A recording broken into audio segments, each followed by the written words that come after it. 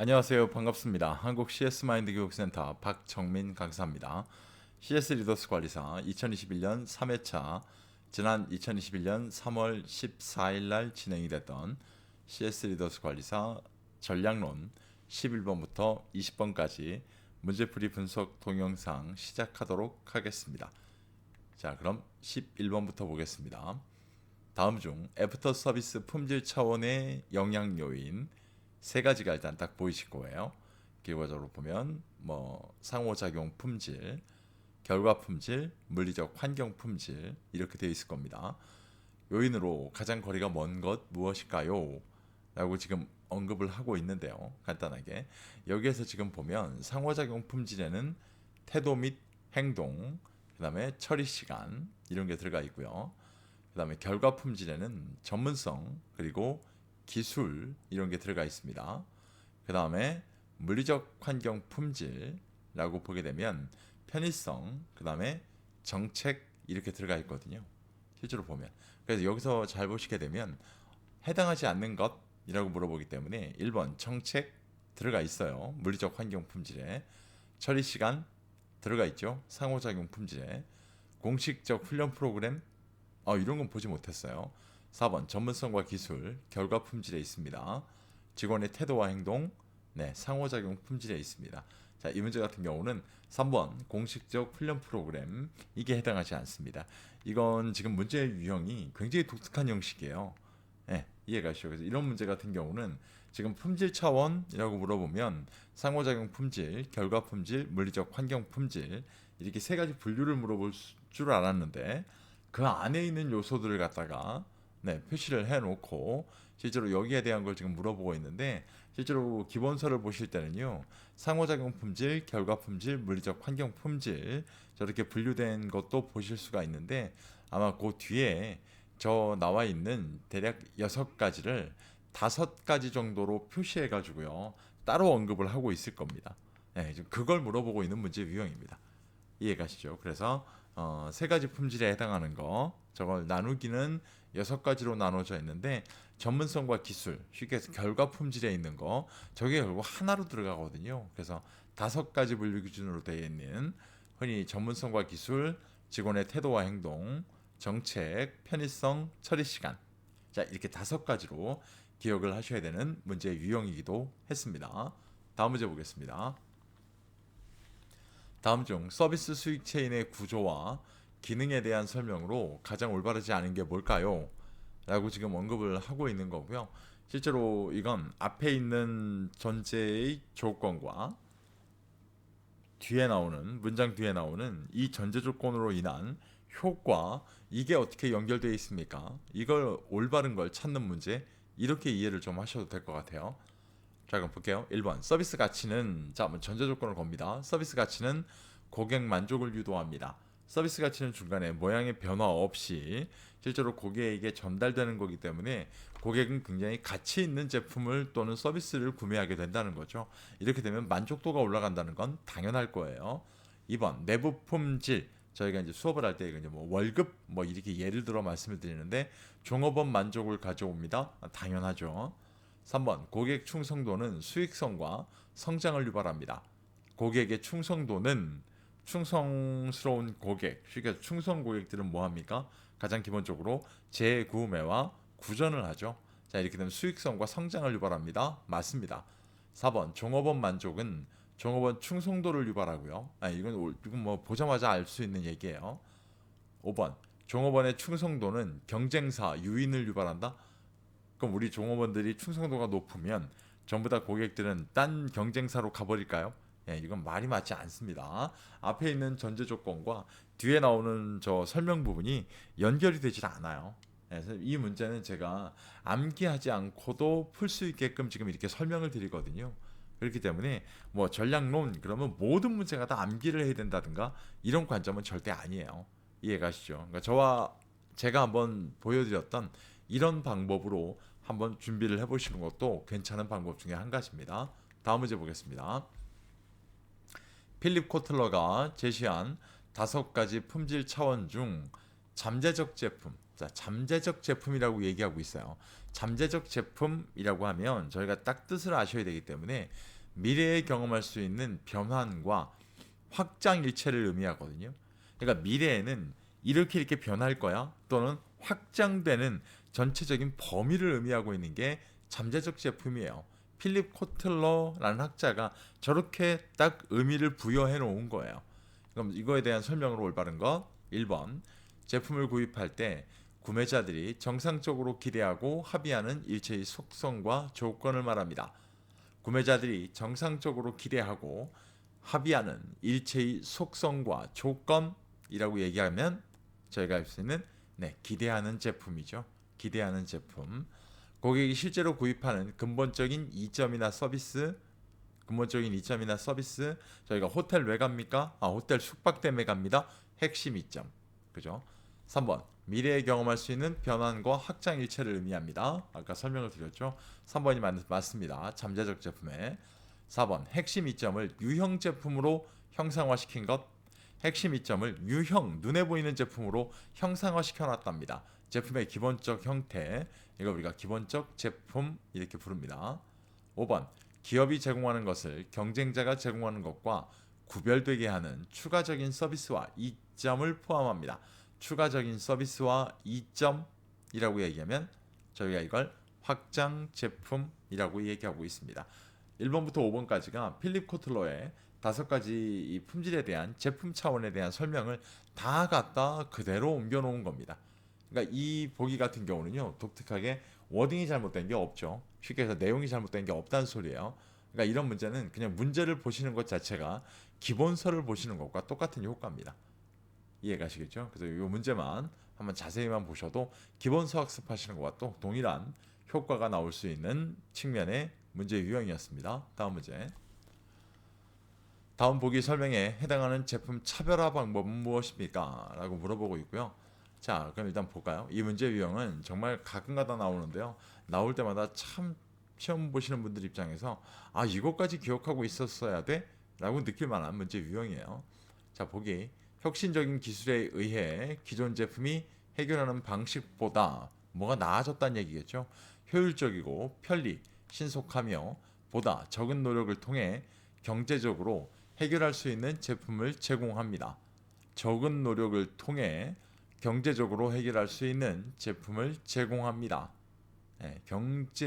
적은 노력을 통해 조금 투입했는데 이걸 경제적으로 해결할 수 있는 제품을 제공하고요. 그러나 중소기업의 경우 자원이 우수한 대기업에 의해 시장 기반이 쉽게 빼앗길 위험성이 있기 때문에 주의해야 된답니다. 대기업한테 죄송합니다. 대기업한테 시장 기반이 뺏길 수 있다라는 거예요. 자, 이렇게 따지게 되면 이 2가지 키워드, 아까 말씀드렸던 적은 노력을 통해 경제적으로 해결할 수 있는 제품을 제공할 거고요. 그 다음에 대기업에 의해 시장 기반이 쉽게 빼앗길 위험성이 있다라는 거예요.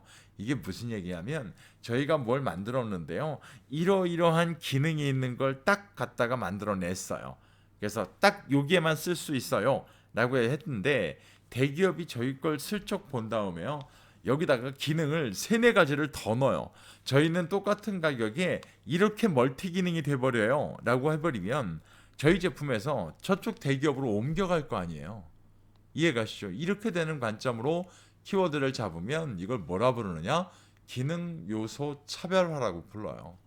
그러니까 기능 요소 차별화를 가장 완벽하게 지금 유추할 수 있는 키워드는 적은 노력을 통해 경제적으로 해결할 수 있는 제품을 제공합니다. 선생님, 이게 첫 번째예요. 이게 왜 그러냐면 앞에서 뭐라 그러냐면 혁신적인 기술에 의해 기존 제품 해결하는 방식보다 효율적이고 편리, 신속하며라고 나오잖아요. 그러면 분명히 뭘 개선했다는 거예요? 기능을 개선했다는 얘기잖아요.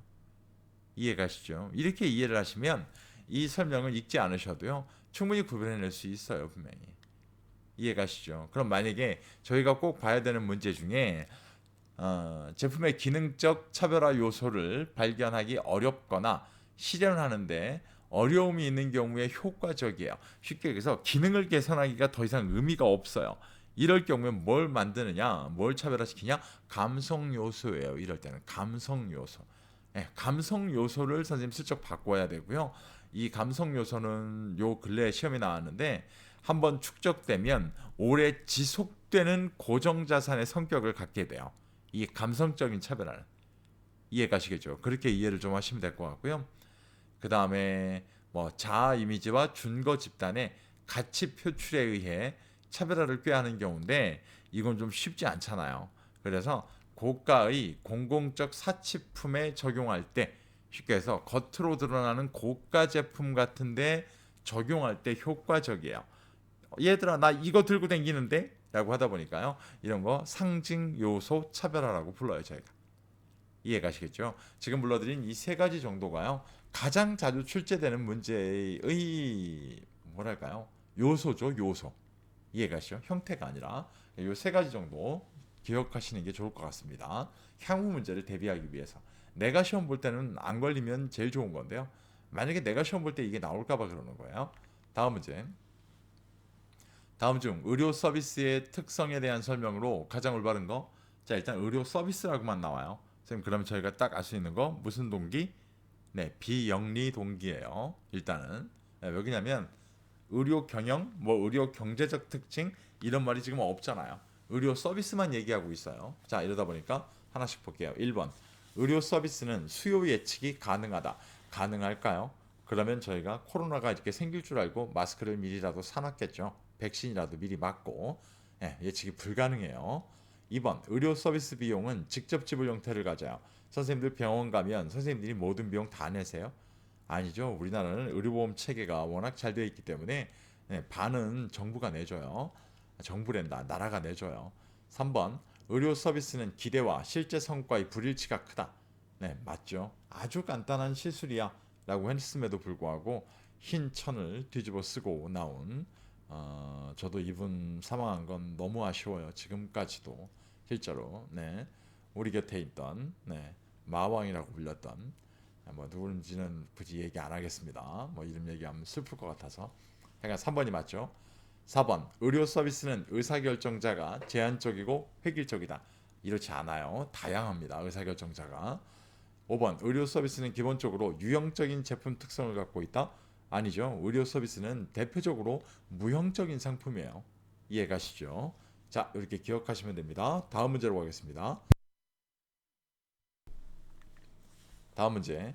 서브컬의 5가지 품질에 따른 차원별 설문 내용 중 자, 응답성을 얘기하고 있습니다. 응답성.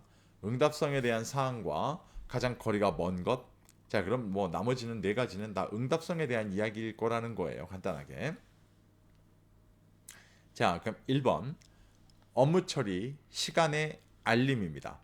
이건 뭘까요? 업무 처리 시간을 알려줍니다. 네. 실제로 보면 맞죠, 이거. 응답성에 대한 내용이에요. 이해가세요? 네, 응답성에 대한 내용. 2번. 즉각적인 서비스 제공. 고객이 부르면 즉각적으로 반응해요. 응답성이죠. 이해가시죠? 3번. 안심하고 거래하기 위한 안전의 확보. 이건 뭘까요? 안심하고 거래하기 위한 안전의 확보. 응답성일까요? 제가 지금 좀 늦게 이렇게 텀을 두고 말하는 이유가 조금 생각해 보시라는 거예요. 이 문제는 제가 풀어드린다고 해가지고 이 문제는 향후에 대비가 되질 않으세요. 왜냐면 딱 얘기를 듣고 이렇게 적용하는 연습이 좀 필요하시기 때문에 제가 일부러 답을 좀 딜레이를 시키고 있는 거예요. 안심하고 거래하기 위한 안전의 확보. 선생님 딱 생각해 보셔도 응답성하고는 상관없죠. 이해가세요? 응답성이 아니라 이건 뭐예요? 안심하고 거래할 수 있어요. 뭘 줘야 돼요, 고객한테? 확신을 줘야죠. 이해가세요? 이거 확신성에 대한 내용이에요. 4번. 자발적으로 소비자를 도와주려는 태도. 자발적으로 먼저 이렇게 고객한테 도움을 주려고 해요. 응답성이죠, 이것도. 5번. 직원이 바쁠 때도 소비자 요구에 신속하게 대응해요. 이것도 응답성이잖아요. 쉽게 얘기해서 내가 부르면 저기요? 그러면 탁 하고 온다는 거잖아요. 이해가시죠? 이 관점으로 이해를 좀 하셔야 됩니다. 자, 이렇게 따지면 3번 설명은 확신성에 대한 내용이었어요. 이해가시죠? 그러니까 이 문제는 제가 왜 이렇게 텀을 두었냐면 이걸 암기하시려고 하거든요. 이 5가지를. 그러니까 암기한다는 것 자체가 거의 뭐 너무 어려워요. 실제로 보면 이 서브컬에 대한 5가지 품질 요소를. 그렇기 때문에 자꾸만 다양하게 푸는 방법들에 대한 걸 매 영상마다 조금씩 달리하면서 좀 보여드리고 있거든요. 그래서 그런 부분들을 한번 나한테 맞는 방식으로 적용을 해보시면 아마 충분히 향후 문제에 대해서 암기하지 않아도 대비할 수 있는 방법은 분명히 아마 체득화가 되실 거라고 믿어 의심치 않습니다. 활용해 보시기 바랍니다. 다음 문제. 가빈이 제시한 품질 구성의 8가지 차원 중, 자, 가빈의 품질 구성 8가지 적합성에 대한 내용으로 가장 올바른 거. 자, 적합성을 지금 물어보고 있어요. 적합성. 적합성이라고 하는 거는요, 아주 간단하게 키워드로 말씀드리면 세분화된 요구를 충족시킬 수 있는 능력이야. 쉽게 해서 저희가 왜, 이거 여기에 적합한가? 내가 이런 것 때문에 지금 이런 상황에 쓸 건데 이거 내가 이 상황에 쓸 수 있을 만큼 적합한 제품이야? 이렇게 찾게 되잖아요, 저희가. 자, 그럼 볼게요. 1번. 기업 혹은 브랜드의 명성을 의미합니다. 이건 뭘까요? 이건 여러분 인지된 품질이에요. 야, 내가 이번에 삼성과 사는데 야, 그래도 삼성이라는 이름인데 제품 그렇게 이상하게 만들지 않겠지. 그래도 삼성인데 이 관점이죠. 인지된 품질이에요. 2번. 제품이 가지고 있는 운영적인 특징을 의미해요. 운영적인 특징? 이건 뭘까요? 운영적인 특성 또는 운영적인 특징? 네, 이것은 저희가 성과라고 불러요. 성과. 이해가시죠? 성과. 3번. 특정 제품이 가지고 있는 경쟁적 차별성. 자, 경쟁적 차별성이요. 이건 이 제품의 뭐라 불러요, 저희가? 특징이야. 이렇게 부르잖아요. 그죠? 3번. 특징. 4번. 고객들의 세분화된 요구를 충족시킬 수 있는 능력을 의미합니다. 아까 말씀드렸죠. 이게 적합성입니다. 이게 적합성. 5번. 제품이 고객에게 지속적으로 가치를 제공할 수 있는 기간. 지속적으로 가치를 제공할 수 있는 기간이래요. 흔히 이거 얼마나 가요? 이거 얼마나 내가 계속 쓸 수 있나요? 수명이 어떻게 되나요? 흔히 저희가 이제 뭐 내구성이 어떻게 되나요? 네, 지속성을 의미합니다. 이해가시죠? 그러니까 이 가빈이 제시한 품질 구성의 8가지 차원은요, 다 기억하실 수가 없어요. 그래서 지금 보여드린 것처럼 특정 키워드, 내가 기억하기 가장 손쉽고 가장 짧고, 가능하면 짧으면 좋겠죠. 이런 걸로 키워드를 만들어서 기억하시는 게 좋을 것 같고요. 그 다음에 뭐 저희 기출문제 분석 문제집에는 전부 다 교재를 다 보지 않으셔도 딱 키워드로 할 수 있게끔 문제풀이 팁에 대한 것들은 다 제공해 드리고 있습니다. 한번 참고해 보셔도 괜찮아요. 다음 문제.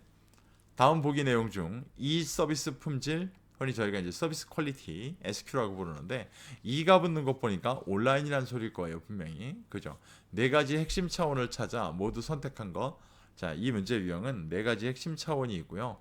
서비스 회복 시 이 서비스 품질 차원, 얘가 3가지가 있어요. 이래서 저희가 한동안은 위에 거에 쉽게 해서 이 핵심 차원에다가 이 회복 시에 쓰는 이 서비스 품질 차원을 요소를 갖다 끼울 거예요. 그래서 문제가 나올 거예요. 라고 한참 예측을 했었는데, 그런 식의 문제는 아직까지 많이 나오진 않고요. 실제로 이 핵심 차원만 가지고 나오는 문제가 굉장히 다수가 출제되고 있어요. 네, 오히려 이 서비스 회복 시 이 서비스 품질 차원, 얘 같은 경우는 뭐 보기가 3개다 보니까 내용을 갖고 이름을 찾는 문제가 새롭게 출제가 되고 있는 추세기도 합니다. 경향을 보이고 있어요. 자, 위에 문제에서 얘기한 4가지 핵심 차원 같은 경우는요, 효율성, 일단 뭐 적게 투입해서 또는 최소한의 노력으로 뭐랄까요, 최대의 어떤 값어치 또는 어떤 뭐 이걸 얻어내는 거죠. 아웃풋을 얻어내는 거죠. 이런 거 효율성, 저희가 실행성 또는 뭐 성취 이행, 신뢰성, 보안성, 이렇게 4가지 얘기하거든요. 그럼 가 해당하지 않죠. 나 해당하지 않아요. 다 보안성, 네, 들어가요. 이거 보안성 들어갑니다. 신뢰성 들어가요. 효율성 해당하죠. 성취 이행성 해당합니다. 그러면 가나 빼고 다라 마 바가 되겠네요. 이해가시죠? 요 4가지 같은 경우는 좀 이건 암기 베이스가 있어야 될 것 같아요. 어쩔 수가 없어요. 그래서 효율성, 뭐 실행성 또는 성취 이행, 약속에 대한 내용이에요. 약속. 이게 아마 보기가 다른 걸로 나올 거예요. 문제가 출제가 되면 기본서에서 보실 만한 내용으로 나오지 않고요. 약속에 대한, 뭐 언제까지 정한 날짜를 지킵니다. 또는 뭐 배송 날짜를 지킵니다. 이런 식의 보기로 출제가 되기도 합니다. 신뢰성, 보안성. 자, 이렇게 네 가지였습니다. 기억을 좀 하셔야 될 것 같아요. 다음 문제. 데이비드 보웬과 에드워드 로울러가 제시한 권한위임에 잘 맞는 조직의 설명으로 가장 올바른 거. 자, 권한위임에 잘 맞는 조직. 권한위임에 잘 맞는 조직입니다. 라고 해가지고 뭐 몇 가지 설명이 나오는데요. 1번. 사업 환경을 예측하기 쉽다. 맞을까요? 아니요. 사업 환경을 예측하기 어려운 조직에서는 선생님 어렵다고 하는 게 맞아요. 예측하기 쉽다가 아니에요. 예측하기 어렵다 이렇게 설명하는 게 맞는 거예요. 2번 기술이 일상적이고 단순하다 맞을까요? 아니 기술이 일상적이지 않거나 복잡하다가 맞아요. 2번 설명도 잘못됐어요. 3번 고객과 주로 단기적인 계약 관계를 갖는다. 아니요. 어떻게 돼요? 고객과 장기적인 관계를 갖는다. 이렇게 바꾸셔야 돼요. 4번 사업 전략이 고객화되고 차별화된 조직이다. 맞을까요? 네, 맞아요. 선생님 이거. 실제로 기본서에는 아마 사업 전략이 차별화나 고객화되어 있다. 아마 이렇게 나올 거예요. 4번 설명이 맞는 설명이에요. 올바른 거로 따지면 5번 임직원의 성장 욕구가 높은 반면 사회적 욕구를 가지고 있다. 낮은 사회적 욕구를 갖고 있다. 아니죠. 이건 바꿔 써야 돼요. 임직원이 높은 성장 욕구나 사회적 욕구를 갖고 있다. 이렇게 설명하는 게 맞는 설명이에요. 이 문제는 좀 체크해 놓으세요. 이렇게 내용들을 완전히 반대의 개념으로 워딩들을 갖다 써 놓다 보니까 쉽게 구별하기가 어렵습니다. 이해가시죠? 뭐 5번 같은 경우는 저게 분명히 바뀌어 있겠지 유추할 수 있겠습니다만 나머지 것들은 쉽지가 않아요. 아주 단순하게 바꿔놨음에도 불구하고 이 문제 유형을 좀 기억하셔야 됩니다.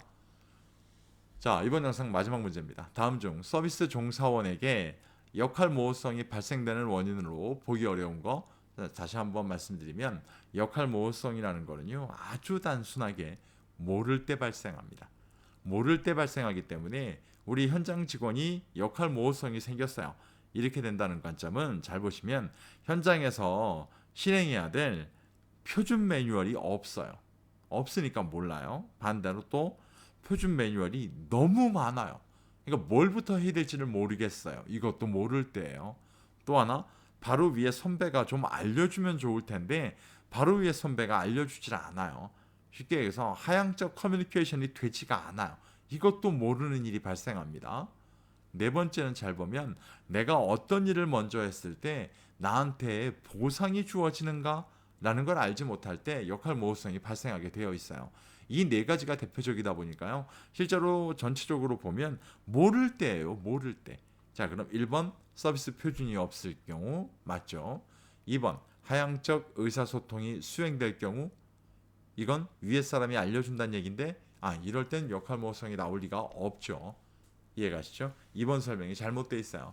3번, 4번, 5번 다 모를 때를 의미하고 있습니다. 충분히 구별이 가능하실 겁니다. 이해가시겠죠? 꼭 기억하시길 바라겠습니다. 자, 이렇게 11번부터 20번까지 문제풀이를 다 해봤고요. 크게 어렵지 않게 충분히 구별할 수 있는 문제 유형들이 배치되어 있었습니다. 특히나 4장 서비스 품질에 대한 문제가 크게 난이도가 높은 문제들이 없었기 때문에 전체적으로 봐도 시험이 난이도가 그렇게 어렵지 않았다라고 유추할 수 있는 전략론 파트이기도 했습니다. 오늘 말씀드린 이 영상만으로 나는 충분히 문제를 이해하는 데 도움이 됐다 그러면 이건 뭐 저희도 감사한 일입니다. 나는 근데 이거 말고 조금 더 구체화된 또는 어떤 뭐 이 분석 자료가 좀 더 필요하다. 그럼 다시 한번 저희 거 오른쪽에 보시는 위아래 사진 위에 게 요번에 저희가 바뀐 네이버 카페 사진이에요. 메인 사진이에요. 네, 저 화면에 저런 카페가 저희가 지금 운영하고 있는 카페입니다. 카페에 오시게 되면 정말 다양한 문제풀이 솔루션 뭐 한 번 딱 시험 접수해가지고 한 번에 합격할 수 있는 뭐 현존하는 가장 압도적인 솔루션이라고 저희는 자부합니다. 왜냐하면 기본 수업 시도 분명히 시험 대비가 가능하거든요. 수많은 분들이 또 그렇게 피드백을 주고 계시고 자 그래서 그 관점으로 보시면 되고요. 조금 안타까운 건 유료화되어 있어요. 왜냐하면 뭐 아래 보시는 기출문제 분석 문제집들이 뭐 이북의 형태입니다만 이것 말고도 뭐 오프라인으로 출판사를 통해서 출판된 것도 있습니다만 저 솔루션들 중에 한 권만이라도 구매를 하시면, 한 가지만이라도 구매하시면 나머지 것들도 다 보실 수가 있는 거고요. 왼쪽에 보시는 저런 다양한 포맷의 형태로 시험 준비하는 데 도움이 될 수 있는 문제 분석 솔루션들을 제공해 드리고 있습니다. 이렇기 때문에 저희가 유료화되어 있다는 관점은 좀 다시 한번 양해의 말씀을 드리겠습니다. 하지만 시험을 준비하는 데 있어서는 전혀 10원어치의 문제점도 생기지 않을 정도로 모든 문제, 그리고 유일하게 문제집을 갖고 공부하시다가 모르는 게 있으면 즉시 회신을 드립니다. 물어보시면 전부 다 설명을 드립니다. 이런 커뮤니티는 저희밖에 없습니다. 한번 활용해 보시면 도움이 되실 것 같습니다. 다음번 영상은 CS 전략론 21번부터 30번까지 저희 마지막 뒤에 있는 문제 10문제를 갖고 찾아뵙도록 하겠습니다. 오늘 말씀드린 영상이 시험을 준비하는 데 도움이 되셨다면 구독과 좋아요 체크도 꼭 잊지 마시고 부탁드리도록 하겠습니다. 긴 시간 고생 많으셨습니다. 고맙습니다.